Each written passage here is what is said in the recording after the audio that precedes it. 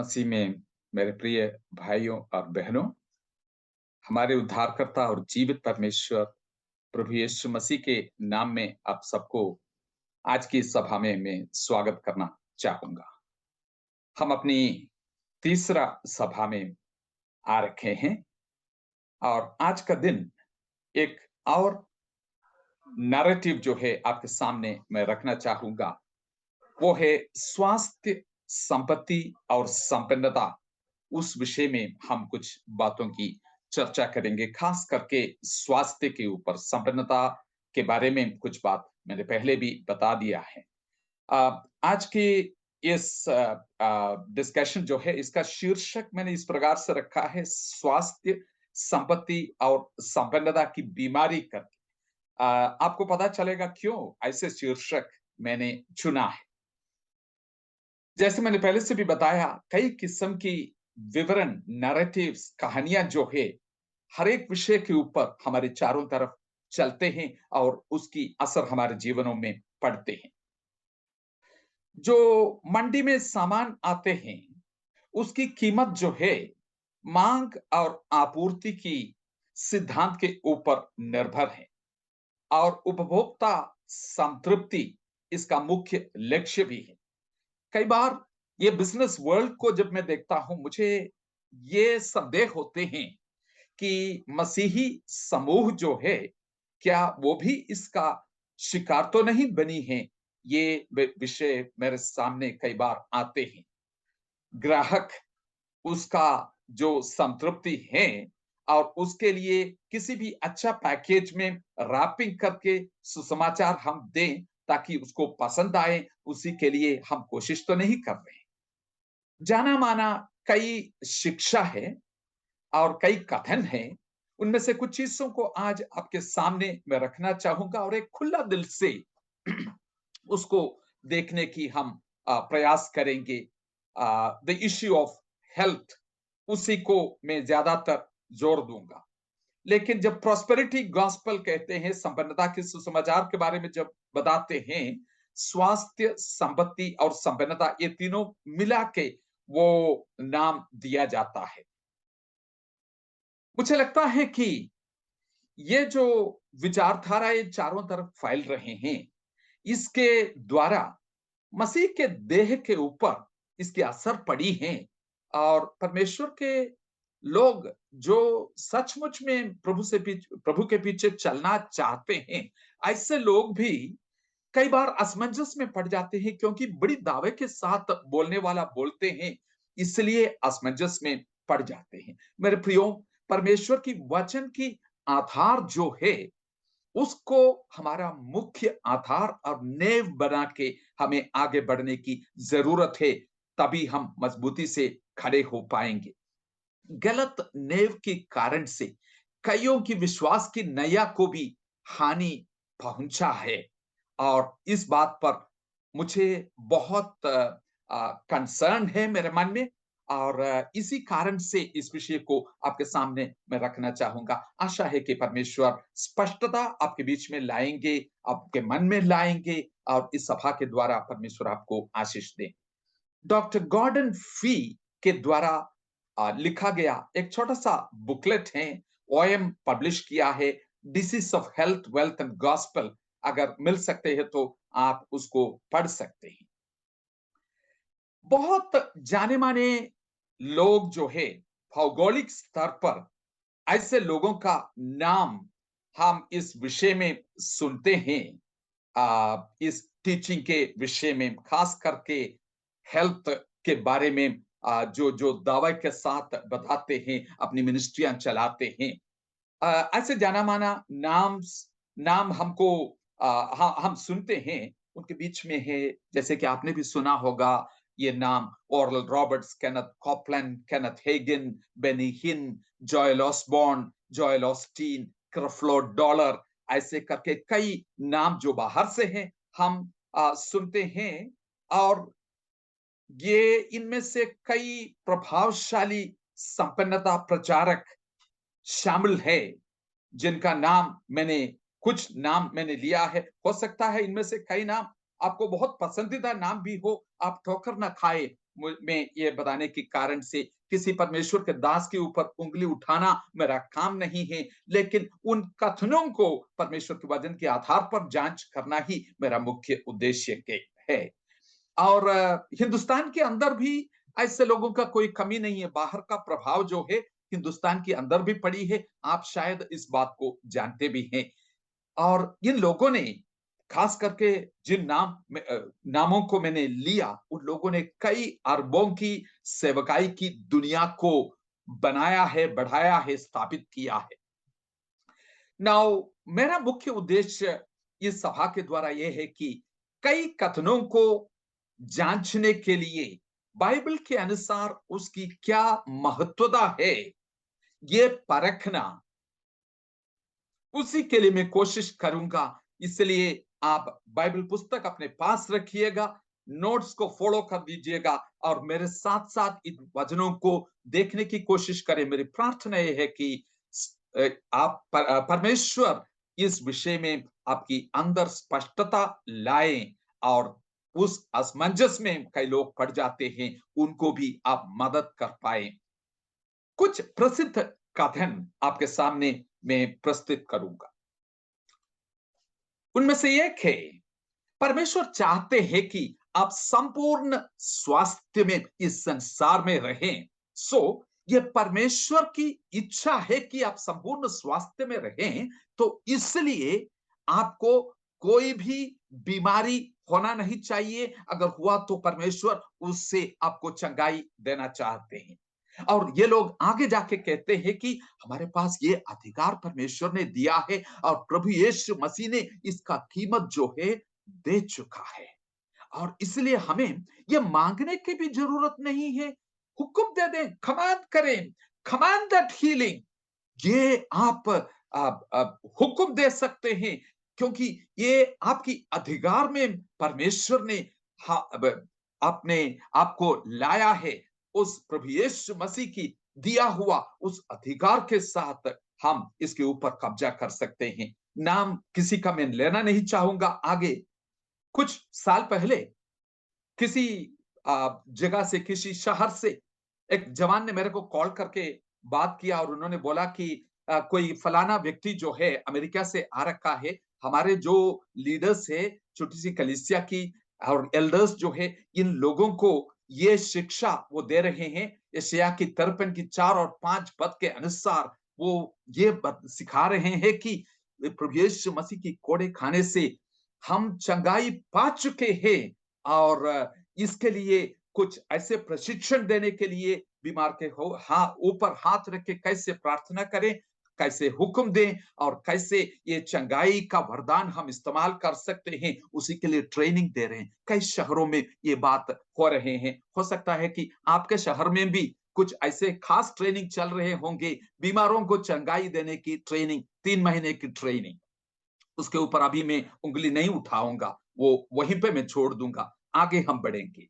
एक और जो विवरण है, कथन है जो चलते हैं, वो इस प्रकार से है कि परमेश्वर की सेवा करो और धनी हो जाओ। परमेश्वर चाहते हैं कि हम उस रिधि से जिए।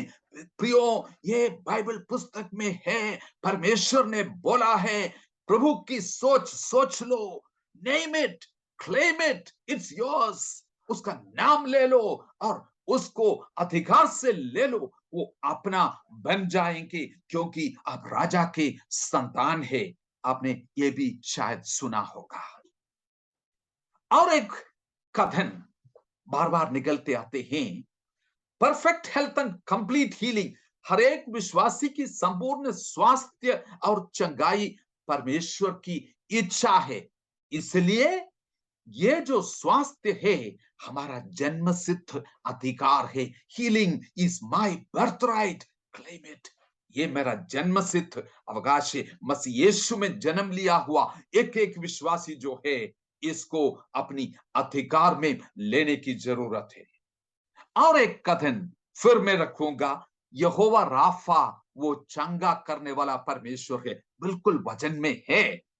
और आगे लिखा है कि ये कोई भी ऐसे बीमारी, और फिर वजन से थोड़ा सा और आगे निकल के बताते हैं कि कोई भी बीमारी जो संसार के लोगों के को ग्रसित करते हैं, ये आपके ऊपर उसका असर तो नहीं पड़ेगा। वो आपके डेरे के सामने भी नहीं आऊंगा।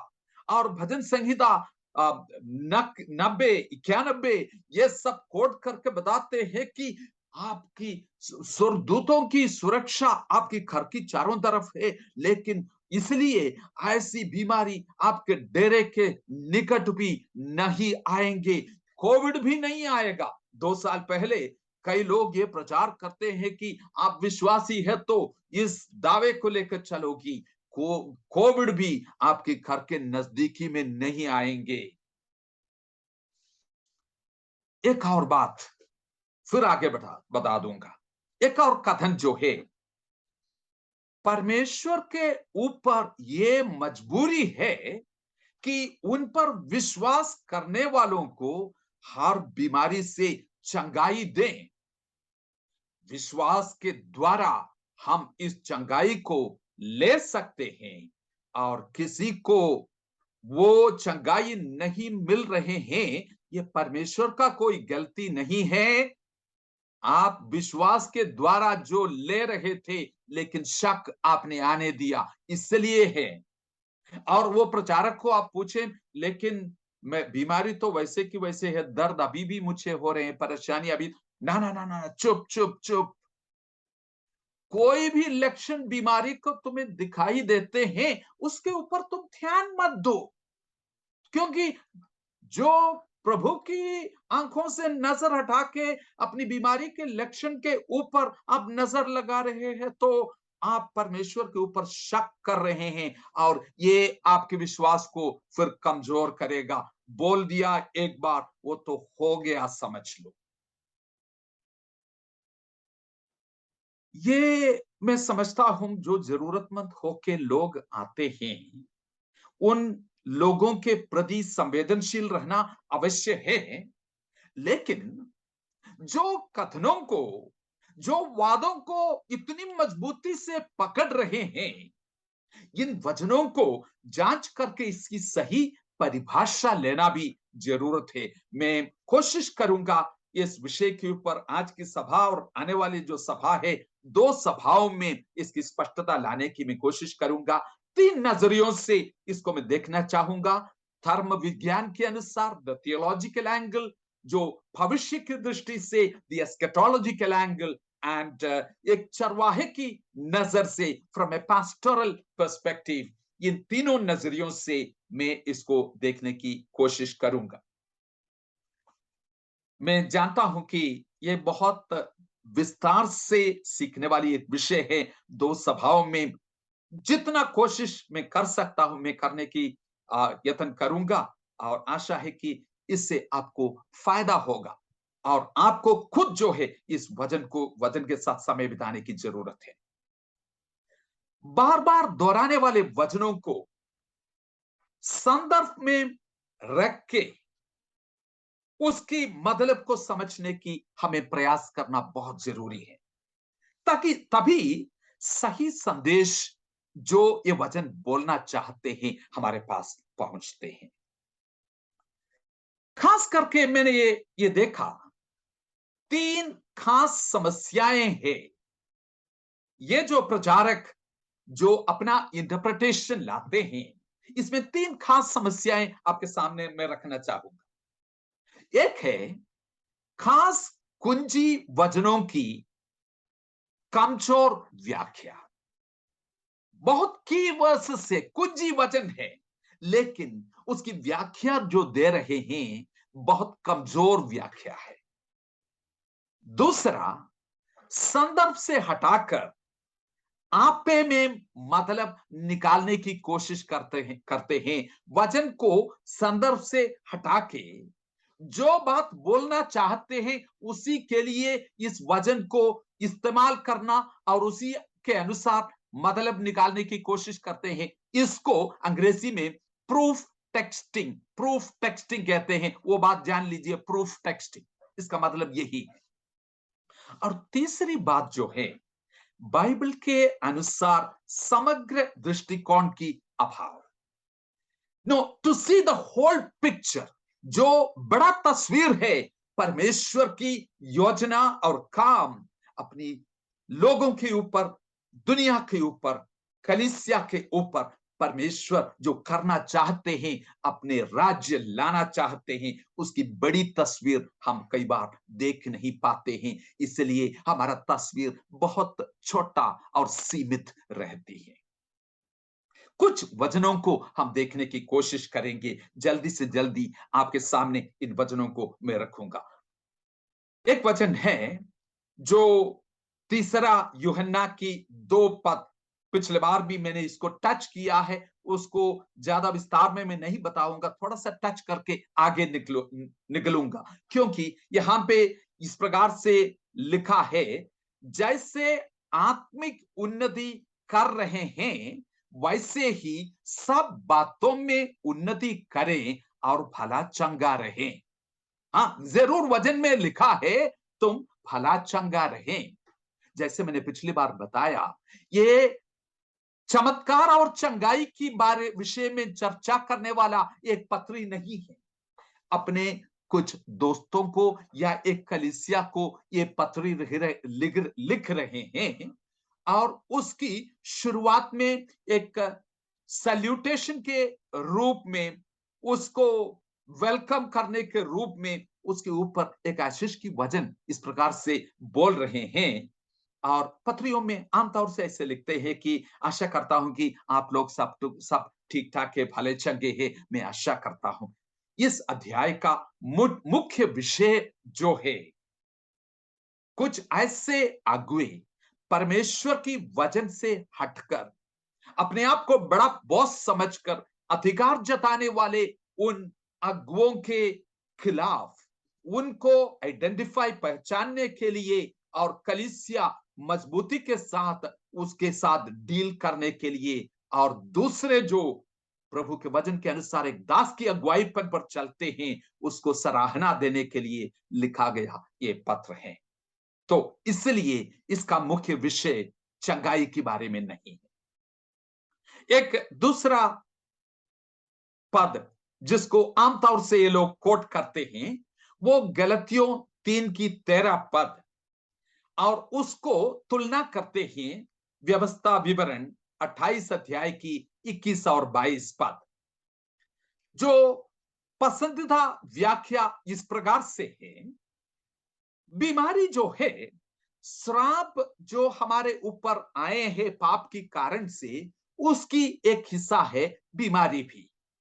जब प्रभु यीशु मसीह के क्रूस पर किया हुआ काम का द्वारा हमारा श्राप जब हट गया, अगर आप विश्वास करते हैं कि वो श्राप निकाल दिया गया और उसी के साथ आपका बीमारी भी निकाल दिया गया, क्रूस का काम का मतलब ये दोनों है करके वो आमतौर से इंटरप्रिटेशन देखना चाहते हैं। इसका संदर्भ में लाने की हम कोशिश करें। व्यवस्था विवरण 27 अध्याय 15 से लेके 26 पद तक जब हम पढ़ते हैं, जो लेवी के गोत्र के लोग, खास करके सेवकाई के लिए निर्धारित किए गए लोग, वो गंभीरता के साथ बताते हैं कि परमेश्वर की आज्ञा के अनुसार तुम नहीं चलते हैं तो तुम्हारे ऊपर ये श्राप होंगे करके कई बातें बताते हैं, और लोग, जमायत जो है, रिस्पॉन्ड करते हैं, आमीन बोलकर रिस्पॉन्ड करते हैं। 28 अध्याय में, अगले अध्याय में जब आते हैं, 1 से लेके 15 पद तक गेरसीम की जो आशीषों के बारे में बताया गया है, वहां बहुत आशीषों के बारे में बताया गया है कि परमेश्वर के अनुसार, उसकी आज्ञा के अनुसार, उसके पालन करके, व्यवस्था के पालन करके जब तुम चलते हो, तुम्हारे ऊपर ये आशीषें हो। 15 पद से लेके द कर्स ऑफ डिसोबीडियंस, अनाज्ञाकारिता के द्वारा तुम्हारे ऊपर श्राप और विपत्ति पड़ सकते हैं, उसके बारे में वर्णन दिया गया है।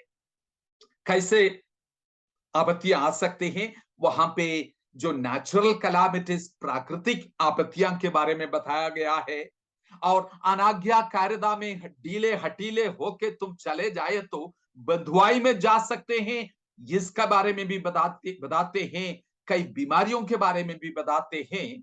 सो ब्लेसिंग ऑफ ओबीडियंस, जो आज्ञाकारिता की आशीष जो है, उसके साथ कई भौतिक आशीषें बताया गया है और संपन्नता उसमें शामिल है, जरूर है। लेकिन यह पैसेज नहीं है गलतियों 3 में पौलुस जब बताते हैं।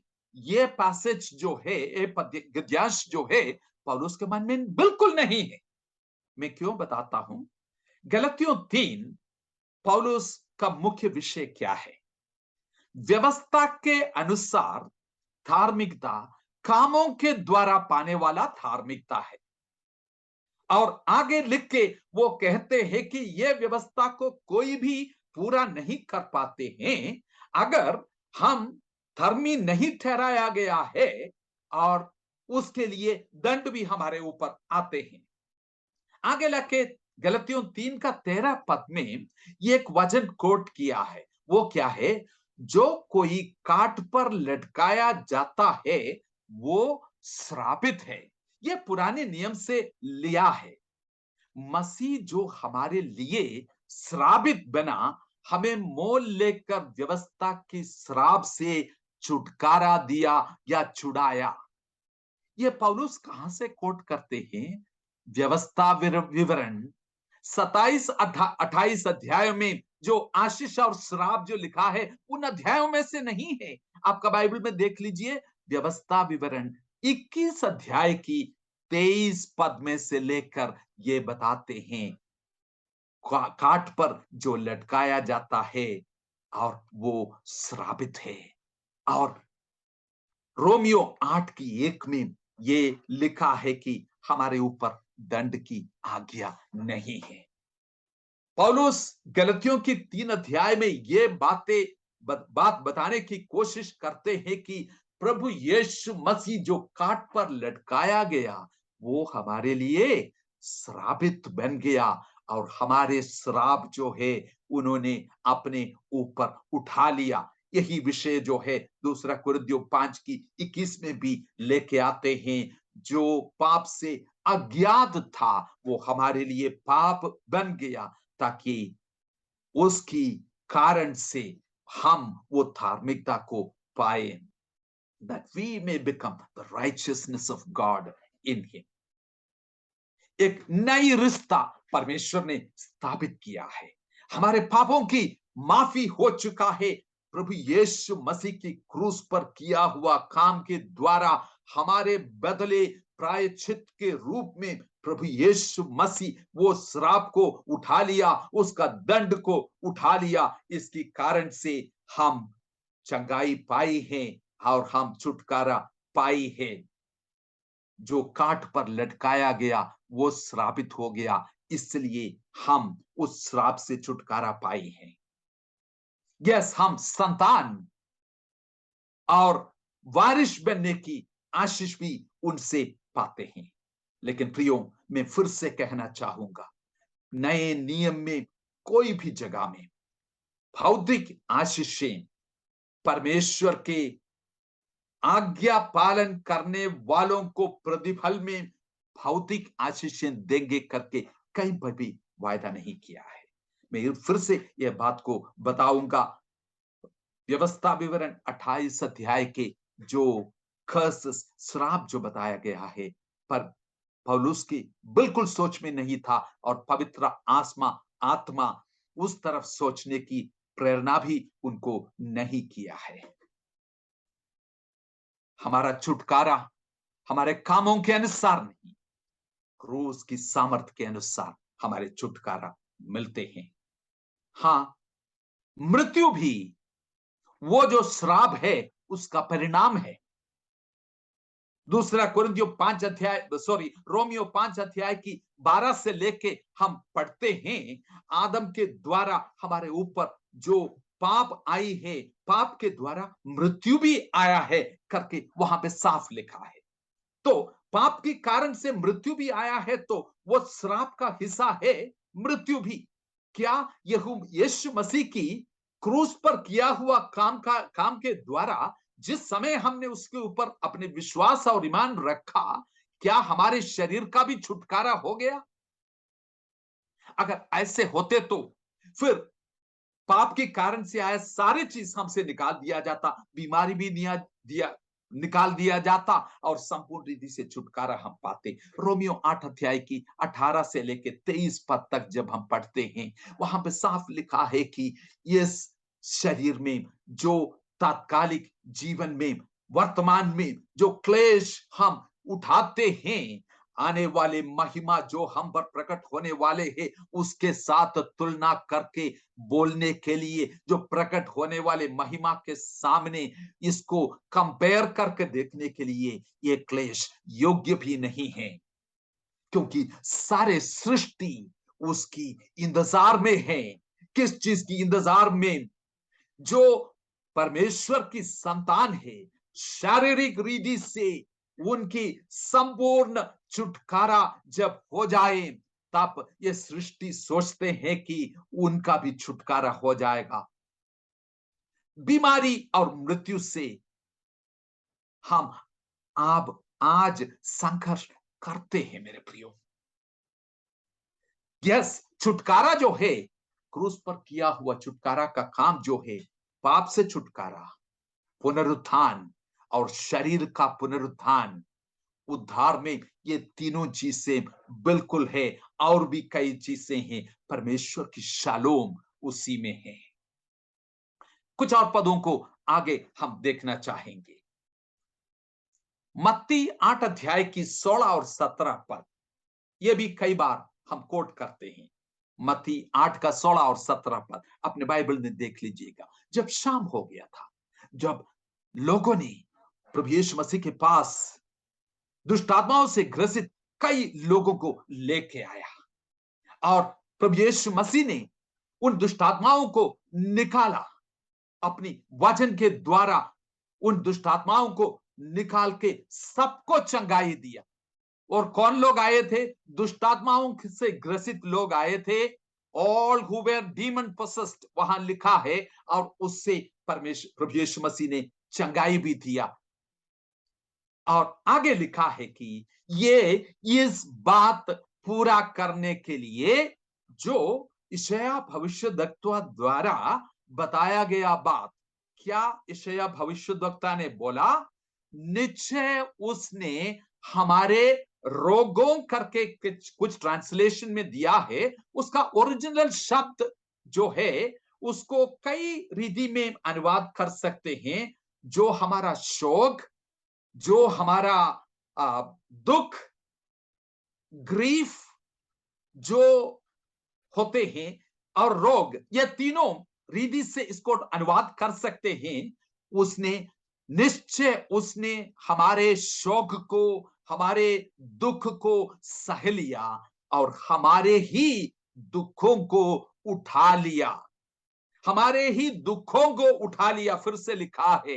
तो ये रोगों शब्द के ऊपर पकड़ने की जरूरत नहीं है। अगर आप पकड़ के भी रखो, फिर मैं आगे खुलासा दूंगा। ये यशायाह की 53 अध्याय की 4 पद में लिखा है। ध्यान से देख लीजिएगा, 4 पद में, 5 पद में नहीं है। श्योरली श्योरली हमारे दुखों को उसने उठा लिया है। लेकिन ध्यान दे दीजिए, मत्ती जब इसको कोट करते हैं या यशायाह 53 की 4 में ये नहीं लिखा है उसकी कोड़े खाने से हम चंगा हुआ है, ये मत्ती उद्धृत नहीं करते हैं। ध्यान से देख लीजिएगा, उसमें कुछ खास बात है। ये किस विषय की भविष्यवाणी है? The compassionate ministry of the messiah, मसीहा की जो दयालुता के साथ, कंपैशन के साथ, बड़ी दया और करुणा के साथ उनकी जो सेवकाई है, उस चीज को वो दिखाते हैं कि मसीह हमारे दुखों को उठा रहे हैं। खास विषय यह है, क्रूस के बारे में उस वचन में कोई भी जिक्र नहीं किया है। क्रूस या पाप का जिक्र नहीं किया गया है। इस वचन में ध्यान दे दीजिए। मत्ती का मुख्य लक्ष्य क्या है? मत्ती जब इन पदों को लिखते हैं, मत्ती का मुख्य लक्ष्य क्या है?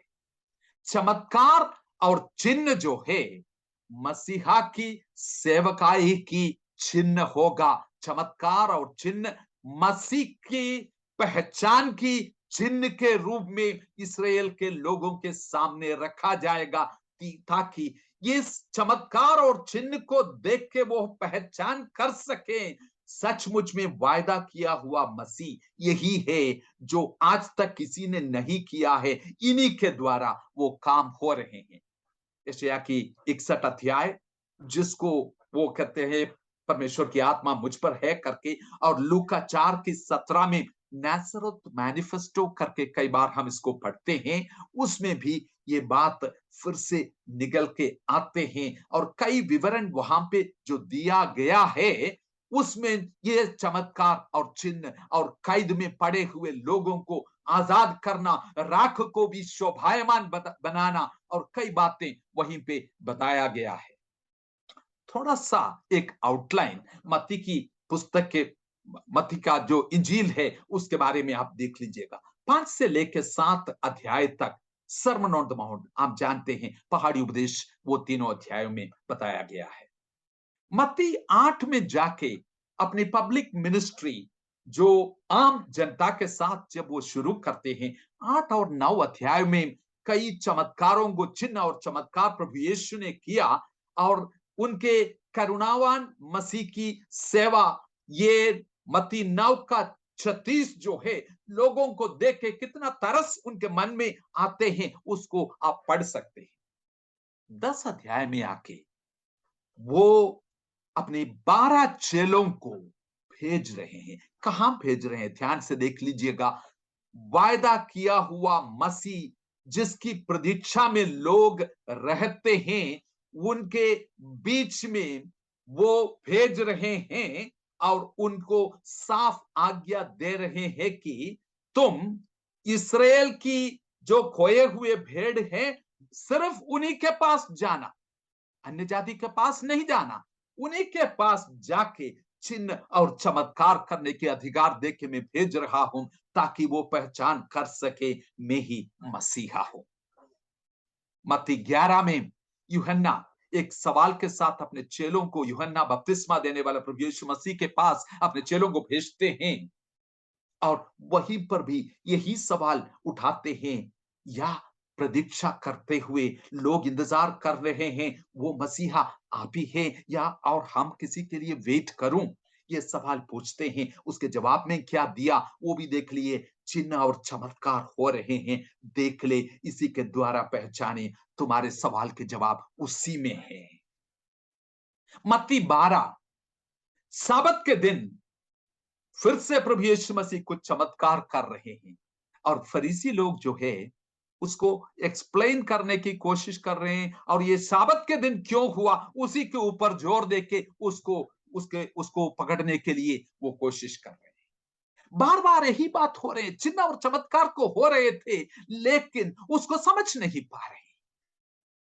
यूहन्ना 2 अध्याय की 11 पद में लिखा है कि गलील की काना में पहले चिन्ह के रूप में प्रभु यीशु मसीह ने बड़ी एक चमत्कार किया। आप जानते हैं काना के ब्याह के उस जो पार्टी चल रहे थे वहां पे क्या हुआ था, आप जानते हैं। लेकिन उसी अध्याय की 18 पद को देखें, और वहां पे बोल रहे हैं कि आप जो अधिकार के साथ ये कर रहे हैं, उसके लिए कुछ चिन्ह तो करके दिखा दीजिए ना।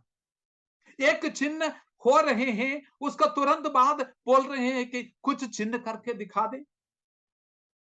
यूहन्ना 3 की 2 में निकोदेमुस भी आके बोलते हैं कि जो चिन्ह और चमत्कार आप कर रहे हैं, अगर परमेश्वर की ओर से नहीं है, स्वर्ग से नहीं आया, तो और कोई ऐसे काम कर नहीं सकता करके दावा के साथ कह रहे हैं। Physical healing was part of the मessianic मिनिस्ट्री। शारीरिक चंगाई जो है मसीह का सेवकाई की एक हिस्सा था। बड़ी सामर्थ उन्होंने दिखाया, नेचर के ऊपर, दुष्टात्माओं के ऊपर, बीमारियों के ऊपर, मृत्यु के ऊपर उसने अपनी अधिकार को दिखाया। प्रभु यीशु मसीह की जो थ्रीफोल्ड मिनिस्ट्री है, टीचिंग, प्रीचिंग एंड हीलिंग, शिक्षा, प्रचार और चंगाई, ये तीनों मिलकर चलते रहा। लेकिन कई बार वो इस बात को बार बार बताते हैं, जिस विषय के लिए मैं आया, इस उद्देश्य के साथ मैं आया, उसमें चंगाई के विषय वो नहीं लेते हैं, लेकिन खास बताते हैं कि इस पर्पस के लिए मैं आया, खोए हुओं को ढूंढने के लिए, उसके लिए अपना प्राण बलिदान देने के लिए मैं आया। चिन्ह और चमत्कार के द्वारा वो अपनी पहचान को देते हैं, अपनी अधिकार को दिखाते हैं। और मत्ती का जोर इस विषय पर था। यूहन्ना भी इस बात को सामने रखते हैं। यूहन्ना बपतिस्मा देने वाला पहले से मसीह को पहचाना है, और बपतिस्मा के समय वो देखा, जो पवित्र आत्मा उन पर एक कबूतर के नाई उतरते हुए देखा, स्वर्ग से आवाज भी सुना। उसके बावजूद ये जो सवाल ये क्यों उठाते हैं, इसके बारे में अगली एक सभा में मैं फिर से विस्तार में बताने की मैं कोशिश करूंगा। इसराइल के लोगों की यह समस्या हो रही है कि चिन्ह और चमत्कार होने के बावजूद उसके मतलब को वो नहीं समझ पा रहे हैं। अंधे देख रहे हैं, लंगड़े चल रहे हैं, कोढ़ी चंगाई पा रहे हैं, बहरे सुन रहे हैं, मुर्दे जी उठ रहे हैं, कंगाल को सुसमाचार प्रचार किया जा रहे हैं। लेकिन उसके बावजूद वचन पूरा होते हुए देख रहे हैं। मत्ती 11 की 5 में ये दिखा रहे हैं कि मसीह ये सब कुछ करने के योग्य है, और पापों से छुटकारा पाने वाला यही है। यही है जो यशायाह की 53 की 4 में compassionate ministry of the servant, सेवक की जो तरस की भरी हुई वो काम के द्वारा। एक दूसरा पद इसके साथ बिल्कुल आमने सामने रखने वाला है, वो पहला पत्रोस 2 अध्याय की 24 पद है। पहला पत्रोस 2 अध्याय की 24 पद और मत्ती 8 जो हम देख रहे थे, दोनों को साथ साथ रख के आप पढ़ना। पत्रोस जो है, यशायाह 53 की 4 नहीं, 5 पद को वो कोट करते हैं, और वो कहते हैं हमारे ही अपराधों के कारण वो घायल किया गया, अधर्म के कामों के हेतु कुचला गया, शांति के लिए उस पर ताड़ना पड़ी, उसकी कोड़े खाने से हम चंगा हो पाए। वो अंदर आपने देख लिया, यहां पे क्रूस का बिल्कुल जिक्र किया गया है, साफ हमको दिखाई दे, ही वाज पियर्स्ड, वो छेदा गया। और पाप के बारे में बिल्कुल साफ बताया गया है, हमारे ही पापों के कारण, अपराधों के कारण, पाप और अपराध हमारा और उसका छेदा जाना, ताड़ना पड़ना, उसके ऊपर दंड पड़ना, कुचला जाना, ये सब कुछ हम देखते हैं। सवाल इस चीज की है, उसकी कोड़े खाने से हम चंगे हो गए हैं। बीमारी क्या था, यह सवाल पूछना जरूरी है ना। बीमारी क्या था, किस बीमारी से चंगे हो गए हैं? Are we quoting the scripture totally out of context? पत्रोस यहां पे बीमारी की बहुत सफाई दे रहे हैं। पाप की समस्या और क्रूस के साथ ये दोनों को जोड़ा गया है। वो खुद जो है, पत्रोस कह रहे हैं कि अपने शरीर में क्रूस पर हमारे पापों को उसने उठा लिया, उसकी कोड़े खाने से हम चंगाई पा गई है। क्या था हमारा बीमारी? सिर दर्द और कमर का दर्द, वही था हमारे बीमारी। जो चंगा हो गई है शब्द यहां पे इस्तेमाल किया है, एक रूपक के रूप में बताया गया है, from the sickness of sin. मेरे प्रियो, इन पदों को बाद में विस्तार में आप पढ़ लीजिए। यह यिर्मयाह 30 की 12 से लेकर 13 पद, वहां पे ऐसे लिखा है कि तुम्हें असाध्य रोग लग गई है, औषधि नहीं है तुम्हारा जख्म के लिए, तुम्हारा चोट बहुत गहरी है, यह तुम्हारे लिए मुकदमा चलाने के लिए कोई नहीं है, तुम्हारा घाव बांधने के लिए और पट्टी मर्रम पट्टी करने के लिए भी कोई नहीं है। यिर्मयाह 17 की 9, हृदय जो है असाध्य रोग से भर गया है। बीमारी पहचान कर पा रहे? यशायाह 1 की 5 से लेकर 7 पद, वहां पर लिखा है कि सिर बीमारी से भर गया है, दिल बड़ी कमजोर है, नाक से सिर तक, टॉप टू बॉटम कहीं कोई आरोग्यता नहीं है। मतलब ये बिल्कुल ही बीमार है, बिल्कुल ही बीमार है। बीमारी क्या है पहचान कर पा रहे हैं? नहूम 3 की 9-19, तुम्हारी जख्म जो है इसकी इलाज नहीं हो सकता, ऐसे भयंकर जख्म तुम्हारा हो रखा है। बार बार बताया गया विषय जो हमें यहां पे दिख रहे हैं, क्या आप देख पा रहे हैं कौन सी बीमारी है और चंगाई किस प्रकार से मिली? परमेश्वर का दास के रूप में आया हुआ प्रभु यीशु मसीह की संपूर्ण किया गया क्रूस पर संपूर्ण किया गया काम के द्वारा चंगाई जिसकी वायदा है, परमेश्वर की शलोम हमारे जीवन के ऊपर आने की वायदा है। हम साफ यहां पे देख रहे हैं कि कोड़े खाने से चंगाई हुआ है, इस विषय में है। और हमारी शारीरिक बीमारी के बारे में नहीं लिया गया है। पत्रोस उस बात को बिल्कुल उसमें इंक्लूड नहीं कर रहे हैं। बहुत जल्द से मैं आगे निकलूंगा। जो निर्गमन की पुस्तक 15 अध्याय की 26 पद, जहां पे ये बात आते हैं, यहोवा राफा, द लॉर्ड हु हील्स, तुम्हें चंगा करने वाला परमेश्वर। यस, बहुत ही सुंदर पद है, यहोवा राफा, मेरा चंगा करने वाला परमेश्वर। निर्गमन की पुस्तक यहां पे पहुंचने से पहले अगेन इसका पृष्ठभूमि हमें देखना चाहिए। 7 से लेकर 12 अध्याय तक जो है, 10 जो महामारी उनके ऊपर आई, जो हठीले लोग थे, फरो और उनके लोग, मिस्र के लोग जो टेढ़े और हठीले लोग हैं, उनके ऊपर दंड की आज्ञा, 10 महामारी आके आखिर में परमेश्वर मिस्र से अपने लोगों को, इस्राएल के लोगों को छुटकारा देके बाहर निकाल देते हैं बड़ी सामर्थ्य कामों के द्वारा। मिस्र से निकलकर वो लोग लाल समुद्र को पार करके आगे निकलते हैं। Amazing worship service under the leadership of Miriam और उनके टीम का वर्शिप टीम बड़ी अच्छे से नाचते हुए, टैम्बरिन बजाते हुए सब कुछ हो रहे हैं। 3 दिन आगे निकल गए, शूर की मरुभूमि में से होकर, जहां पे कोई पानी नहीं मिल रहा था, आखिर में पहुंचा मारा में। जो पानी मिला बहुत कड़वा पानी, कुटकुटाना की बीमारी शुरू हो गई। परमेश्वर जो है एक ऐसे वृक्ष जिसकी पत्ते के द्वारा वो पानी जो है कड़वा पानी को मधुर बनाते हैं, मारा को मधुर बनाते हैं।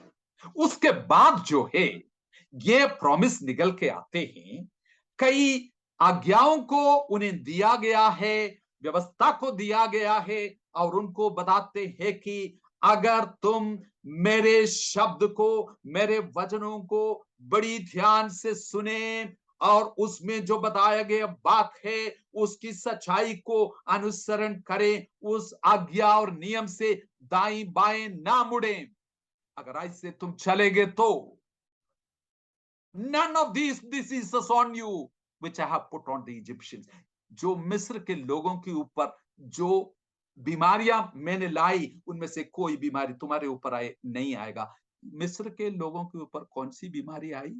कौन सी बीमारी का वो जिक्र कर रहे हैं? वो बीमारी परमेश्वर ने भेजा था उनके ऊपर, जो 10 महामारी उनके ऊपर आया था। कारण टेढ़े और हठीले लोग, मन को कठोर करने वाले लोग, उनके ऊपर जो बीमारी आई वो बीमारी तुम्हारे ऊपर आएगा, तुम्हारे ऊपर नहीं आएगा। सॉरी, अगर तुम मेरे आज्ञा को पालन करते हुए चलेगे तो बलवा करना और कठोर दिल की कठोरता, उससे तुम बच के रहेगा तो ये बीमारी तुम्हारे ऊपर आएगी। या इसराइल के लोगों के ऊपर कभी ये बीमारी आई? मेरे प्रियो, ये टेस्ट फेल हो गया। ये टेस्ट फेल हो गया। ये लोग जो है कई बार बिल्कुल दिल हटीले करके कठोर करके चला और उनके ऊपर ऐसी विपत्तियां और महामारी आई, इनमें से कितनी हजारों जंगल के रास्ते में खत्म हो गई। कई पदों को मैंने आपके सामने रखा था, यिर्मयाह 30 से और पदों से परमेश्वर अपनी दया और करुणा अपने लोगों के ऊपर दिखाना चाहते हैं। सचमुच में वो यहोवा राफा परमेश्वर है, उस पर आश्रित होकर चलने वालों के लिए एक सहारा और छुटकारा देने वाला परमेश्वर है। लेकिन बलवा करने वाले और अपने दिल को कठोर करने वाले उनके लिए नहीं है। और ये क्या बात कर रहे हैं, वो बीमारी तुम्हारे ऊपर नहीं आएगा। जब वो बोल रहा था, खास उसी का जिक्र कर रहे थे कि टेढ़े और हटीले लोग जो मन को कठोर करके परमेश्वर की श्राप की कारण से उनके ऊपर जो प्लेग या महामारियां आते हैं, उन्हीं के विषय में है। ये हमारे शारीरिक बीमारी जो दुनिया के लोगों को वायरल फीवर होते हैं, कोविड का बीमारी होते हैं, उसी के बारे में वर्णन नहीं है मेरे प्रियो। इसको साफ समझने की हमें जरूरत है। ये ऐसे शारीरिक बीमारी के बारे में नहीं दिया है। सही रीति से इसका व्याख्या करना बहुत ही जरूरी है। बीमारी जब आते हैं, जब कोविड की बीमारी आए पिछले 2-3 साल से हम जानते हैं, भक्त और अभक्त दोनों के ऊपर बीमारियां आई। साफ इस बात को जानने की कोशिश करें।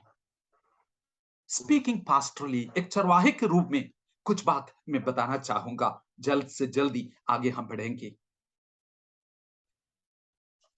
जब हम परेशानी में पड़ते हैं, परमेश्वर के संतान होने के नाते हमेशा अपने पिता से मांगे, रो रो के उससे प्रार्थना करें। इस बात के लिए सचेत रहें, एक निर्दोष और निष्कलंक और पवित्र जीवन उनके सामने नम्रता के जीवन बिताने के लिए। प्रभु यीशु मसीह में हमारे जीवन जो है, कपड़ा, रोटी, मकान, स्वास्थ्य, संपत्ति से बहुत बढ़कर है मेरे प्रियो। प्रभु यीशु ने कितनी बार इस बात को बोला, हमने सुना नहीं? इंजील को पढ़ के देख, गॉस्पेल्स को पढ़ के देख लीजिए, कितनी बार इस बात को साफ बताया गया है। एक और पद आपके सामने में जल्दी से जल्दी रखूंगा, मेरा समय जल्दी खत्म हो रहे हैं।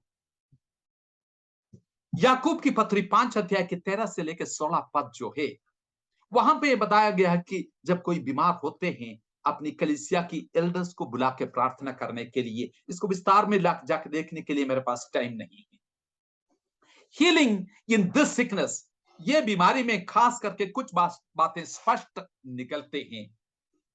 यह स्पष्ट है कि कुछ खास बीमारी याकूब के मन में थे, जिससे चंगाई के लिए पाप क्षमा की जरूरत है। हो सकता है किसी खास पाप के कारण यह बीमारी आ गया है। इसका यह मतलब नहीं है कि याकूब ये नहीं कह रहे हैं सारे बीमारी पाप के कारण से, ये नहीं कह रहे हैं। इस संदर्भ में कुछ ऐसी बात है, क्योंकि वो 15 पद में साफ बताते हैं, अगर पाप किया है तो हो सकता है ये कुछ खास बात याकूब के मन में थे। उसी के बिल्कुल बाद एलिजा के टाइम पे जो हुआ बात जो है, सुखापन जो आई है, 3.5 साल तक बारिश नहीं हुआ है, वो भी इसराइल के जीवन में पाप की एक संदर्भ को सामने लेके आते हैं, उसी के साथ तुलना करके बताते हैं। उसमें जाने की मैं कोशिश नहीं करूंगा। एल्डर्स जो बताया गया है, ये कलीसिया की अगुवे है, और वहां पे उनको बताया गया है कि अनॉइंटिंग ऑयल जो है उनके ऊपर लगा के प्रार्थना करने के लिए। इसमें से ये बात नहीं लेना कि वहां पे तेल लगाया, हर जगह तेल लगाने की जरूरत है। ये पवित्र आत्मा की प्रतीक का एक रूप में, प्रतीकात्मक एक रूप में ये बताया गया है कि इनके ऊपर अनॉइंटिंग ऑयल या तेल लगाए। कई लोग जो है इसको बहुत बड़ा एक बिजनेस बना रखे हैं आज के जमाने में। तेल, पानी, तौलिया, जेरूशलेम शॉल, यू नो, ये सब झूठ और धोखा है मेरे प्रियो। इस धोखे में ना पड़े, इसकी कब्जा में ना आए। ऐसे लोग इन चीजों को बिजनेस बनाते हैं। इनकी झूठापन बहुत जल्दी इसका खुलासा होने वाला है। परमेश्वर के वचन इस बात के लिए, यह बिजनेस बनाने के लिए नहीं बता रहे। और जो उसमें विल सेव, ये छुटकारा जो शब्द वहां पे इस्तेमाल किया गया है, ये सिर्फ शारीरिक छुटकारे के बारे में नहीं है। आत्मिक छुटकारा भी इसी में इन्वॉल्व है। जो ग्रीक यूनानी शब्द जोजो वहां पे जो इस्तेमाल किया है, इसमें शारीरिक और आत्मिक चंगाई इसमें मिला हुआ है, उद्धार इसमें मिला हुआ है। 15 पद में जैसे मैंने बताया, अगर पाप किया है तो इसका मतलब है कि हर बीमारी पाप के कारण से नहीं है। कई बार यीशु मसीह के सामने ये सवाल आया था। हम प्रार्थना करते हैं और ये भी वहां बताया गया है कि धर्मी जन की विश्वास के प्रार्थना जो है उससे बहुत कुछ होता है। विश्वासियों के समूह की प्रार्थना से बहुत कुछ होता है, बड़ी शक्तिशाली है। आगे ये भी लिखा है कि 16 पद में एक दूसरे के साथ अपने पापों को अंगीकार करके, मतलब एक कन्फेसिंग कम्युनिटी जो आपस में एक दूसरे के लिए प्रार्थना करते हैं। यहां एल्डर्स से बढ़कर समूह के बीच में भी मसीही समाज जो है एक दूसरे के लिए प्रार्थना करते हैं। सिर्फ एल्डर्स नहीं है, कई बातें इसमें पैक्ड है। उसको मैं अनपैक करने की कोशिश नहीं करूंगा, लेकिन सिर्फ ये बताऊंगा कि हम जब विषय के लिए प्रार्थना करते हैं, परमेश्वर के वचन में कुछ तरीकाएं लिखा है, लेकिन उसी में से कोई अपना बिजनेस नहीं बनाए।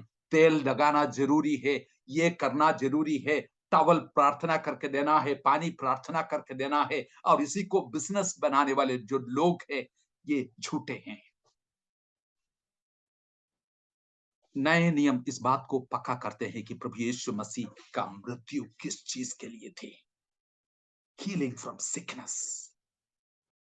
द बेस्ट लाइफ हियर, बीमारियों से चंगाई, और सबसे उत्तम जीवन यहां। ये नहीं था प्रभु यीशु मसीह की एजेंडा।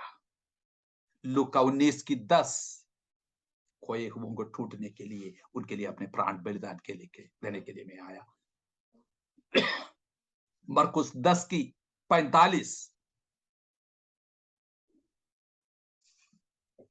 सेवा टहलने के लिए नहीं, सेवा करने के लिए, और उनके लिए अपना प्राण बलिदान देने के लिए मैं आया। रोमियो 5:12 से लेकर 21 पद बहुत गंभीरता से पढ़ के देख लीजिएगा। किसी और वक्त इस विषय में मैं और बोलने की कोशिश करूंगा। एक मूलभूत बात, जैसे कि आदम के द्वारा पाप इस संसार में आया, पाप के द्वारा मृत्यु इस संसार में आई। एक दूसरी आदम जो प्रभु यीशु मसीह, उसकी आज्ञाकारिता के कारण से हमारा पाप से हमारे छुटकारा मिलते हैं, और उनकी उद्धार के काम जब पूरा होते हैं, दो खास शब्दों को उस हिस्से में आपको मिलते हैं। परमेश्वर की अनुग्रह, अंडरलाइन कर दीजिएगा उसमें कितनी बार आते हैं, और अनुग्रह का वरदान। 6 के रोमियो 5 अध्याय की 12 से लेके 6 के 23 पद तक जब पढ़ लीजिए, अंडरलाइन कर दीजिए। परमेश्वर का अनुग्रह क्या है? अनुग्रह ये है कि जब हम पापी ही थे, मसीह हमारे लिए मरा। अनुग्रह का वरदान क्या है? अनुग्रह का वरदान ये है, प्रभु यीशु मसीह का जीवन, जिसको अनंत जीवन कहते हैं, वो जीवन हमें देते हैं और उस जीवन में हम राज करते हैं। शरीर में मृत्यु तो राज करते हैं, लेकिन आत्मा में वो जीवन राज करते हैं। मेरे प्रियो, बहुत लोग धोखे में पड़े हैं।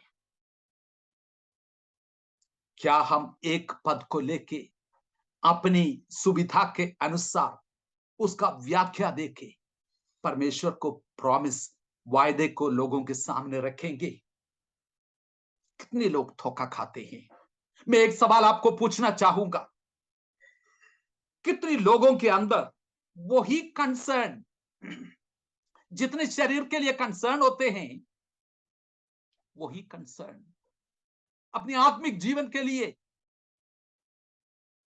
अपनी आत्मा के लिए,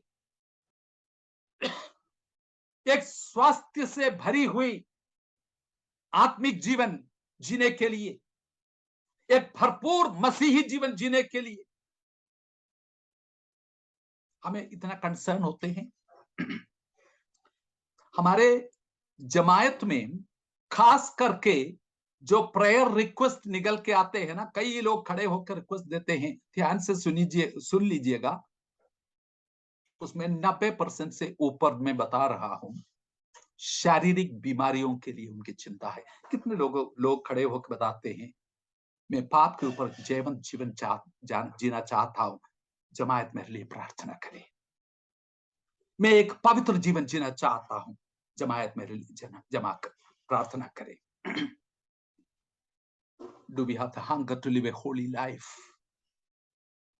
एक ऐसे जीवन जो परमेश्वर की भावता हुआ जीवन हो। अगर वो नहीं है, ये चीज हमारी पाखंडीपन को दर्शाते हैं।